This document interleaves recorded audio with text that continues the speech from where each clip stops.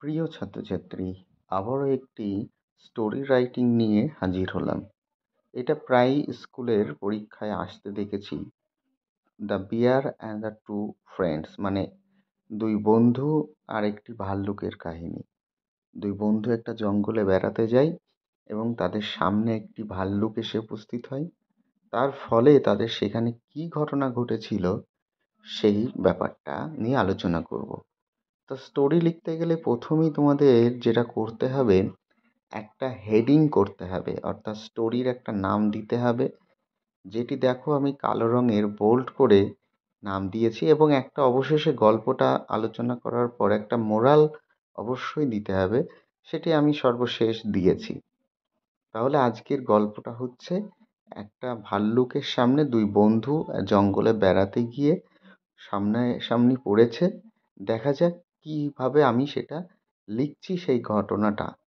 তোমরা চাইলে এই লেখাটাকে তোমরা আমার সাথে পড়তে পড়তে খাতায় লিখে নিতে পারো, এবং পরীক্ষার হলে গিয়ে তোমরা যদি এটা লেখো তাহলে আশা করি ফুল নাম্বারই তোমরা পাবে।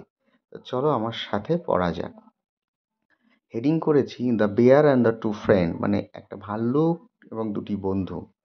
দেখো গল্পটা শুরু করছি। Once two friend were walking through the forest.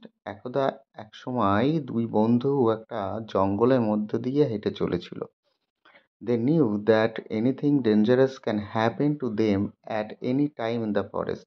তারা জানতো যে জঙ্গলের ভিতরে হাঁটা চলার সময় যে কোনো সময় তাদের সামনে বিপদ এসে হাজির হতে পারে।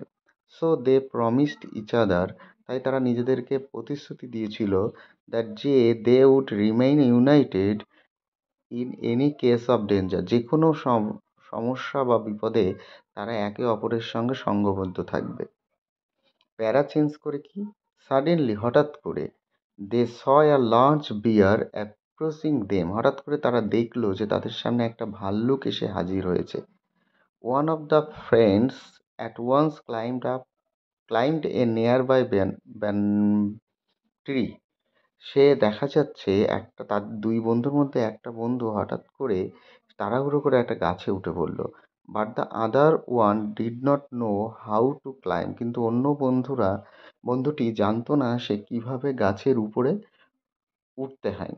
So being led by his common sense, তাই সে কি করলো, সঙ্গে সঙ্গে তার সাধারণ বুদ্ধিটাকে কাজে লাগিয়ে দিল। He lay down on the ground breathless. সে শ্বাস বন্ধ করে মৃত মানুষের মতো করে শুয়ে পড়লো মাটির উপরে।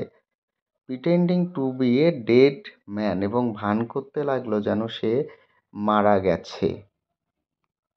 তারপর কি, the bear came near the man lying on the ground. ভাল্লুকটাও সেই মাটিতে পড়ে থাকা মানুষটির কাছে, মানে সেই বন্ধুটির কাছে আসলো। স্মেল ইন হিজ ইয়ার্স, তার কানের কাছে স্মেল করলো, সে শুকলো, গন্ধ শুকলো।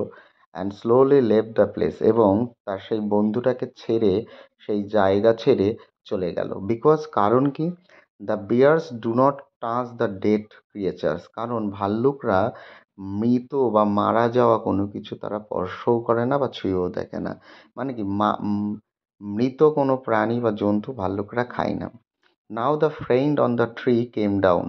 অবশেষে এখন তার বন্ধুটা যে গাছে উঠেছিল সে নিচে নেমে আসলো।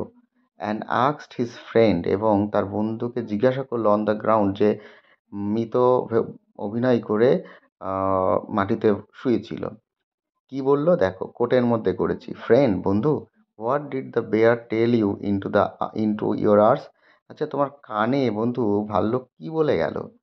দ্য আদার ফ্রেন্ড রিপ্লাইড, অন্য বন্ধুরা তাকে উত্তর দিল যে দ্য বিয়ার অ্যাডভাইস মি, জানো ভাল্লুকটা আমাকে একটা উপদেশ দিয়ে গেল, not to believe a false friend, মানে এরকম তোমার মতো একটা মিথ্যে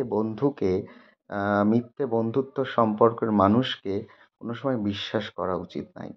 তার মানে আলটিমেটলি কি বললো বলো তো, যে মোরালটা কি হলো, মোরালটা হচ্ছে যে keep your calm even in times of trouble. মানে কি, এ থেকে আমরা জানতে পারলাম যে যখন কোনো জীবনে তোমার সমস্যা আসবে, কোনো সময়ে সমস্যার সম্মুখীন হবে, তখন তুমি সবসময় তোমার মনটাকে স্থির রাখবে এবং তুমি শান্ত থাকবে। তাহলে এই হলো আমাদের স্টোরি রাইটিংটা। দুই বন্ধু এবং ভাল্লুকের।